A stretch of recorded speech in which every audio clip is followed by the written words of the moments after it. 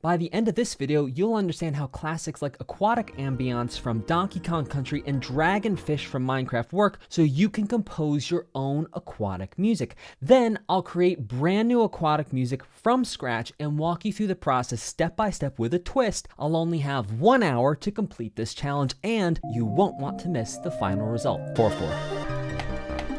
150. 1, flat 6, 4, minor, 2, flat 7, in first inversion. The key is C minor. The first time it goes through the chord progression, it goes 1, flat 6, 4 minor to flat 7. The second time through, it just goes back and forth between 1 to flat 6 major, and then it goes 4, and the melody's cool. Besides the fact that 5 is down, this is just a minor pentachord. What a great use of a minor pentachord. Like, just 5 notes. It sounds awesome. And if you don't know what 8VA and 8VB means, 8V would be octave, and then B, basso, lower. 8VA means octave higher, 8VB means octave lower. Okay, let's check out Dragonfish here. So this literally sounds like the music is underwater right now. It's like a lot of the top end and bottom end are brought out. So it sounds like you're I'll show you how to do it. Sounds like you're underwater. Literal water sounds. That's literally the sound of bubbles being blown in water. I'm calling it A minor. A little faster than 𝐷𝐸𝐻𝐼𝐼 here, but not far off. This is a B section here. So chord progression, 1, flat 3 to 4, to 1, 1, to flat 7. So it just builds in emotion, it builds. Wow, that's beautiful. This is just a genius composition. This is really cool, how it changes transitions between different instruments. It just gives so much, just the feelings. High level before I head into creating my own is these both have an A-B form, both in 4/4, both around 150. I find that to be very interesting. Both in a minor key, both straight in terms of the 8th note feeling. In terms of the harmony shown, both using a 1, we go to flat 3 and 4 with C418, more of a melody and chords with the Donkey Kong versus the sort of ostinato, just feeling composition from C418. And let's look at instrument overlaps, the rises, those glissandi. Warm flute, bubble sounds, water sounds, strings in both, echoey percussion, synth pads in both, piano in both. Some kick actually comes in, occasional plucked pitch. Cool. Taking what I just learned from our analysis, I'm going to go ahead and create my very first water theme. The time starts now. Okay, so the first thing I'm going to do is I'm actually going to set up like a little intro thing, kind of like C418 had, with those like sounds. So what I'm going to do first is I'm actually going to make myself some of those sounds. I'm going to use a basic built-in synth from Logic. Haven't done this before, but I think what I can do is I can create a note. I can then write in an automation over the note and automate pitch data in. That sounds like a whale. I mean, we could have just gone and grabbed the whale sample. I'm having fun. Basically get a note and then just play with the pitch. That's cool, I like that. So before I change anything, I'm going to bounce in place. Let's see if we can mess with that just a little bit more.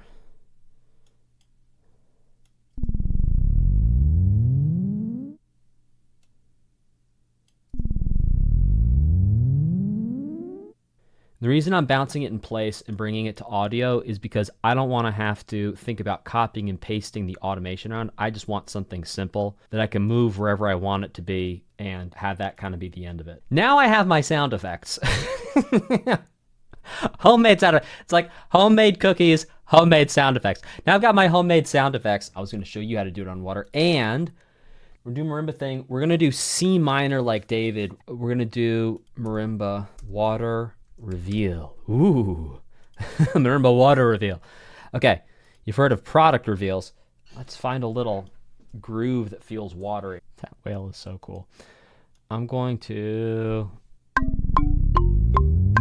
slowly bring it out of the water. So I'm going to turn the EQ on, and I'm just going to Normally I don't spend this much time writing automation at the very start of something, but it's like I know exactly what I want. So I'm going to write high cut, and I'm also going to write low cut. And importantly, I'm going to turn these both on, because you can write an automation but not have the actual thing turned on. I'm going to dial in a 16 measure reveal. That's going to start at like measure 8. So we're going to do actually 8 measure. And then we're going to do like a final drop in. So our high cut. Great. Now show me my... Oh, high cut in here is where we'll drop in, and it'll be at full voice. I'm actually going to start this at like measure 4. And I am going to move my automation data. And on this, I'm going to put some stereo delay. See if we get something with bubbles. So let's grab us a little fluty flute. And we're going to take a lot of the high end off here.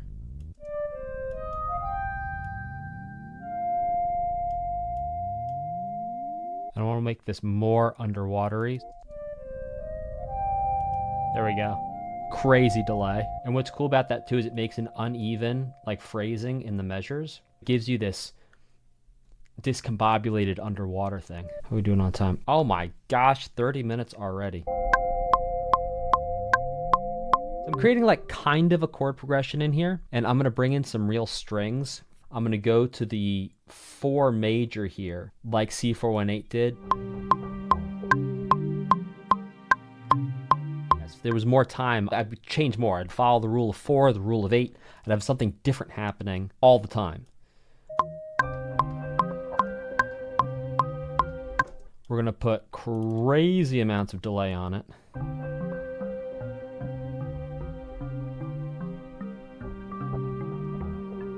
I'm going to add a gain on here. Now I'm going to automate the gain. I'm just going to have this little...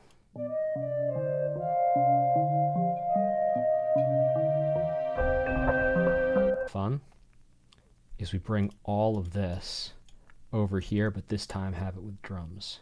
I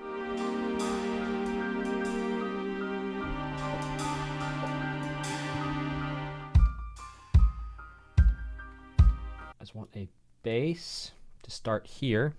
Got like 1 minute left to go to F right here. Is where we go to F? Yeah.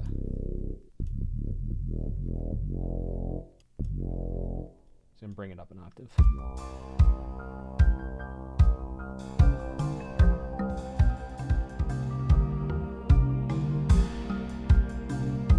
I added a little delay on the cymbals.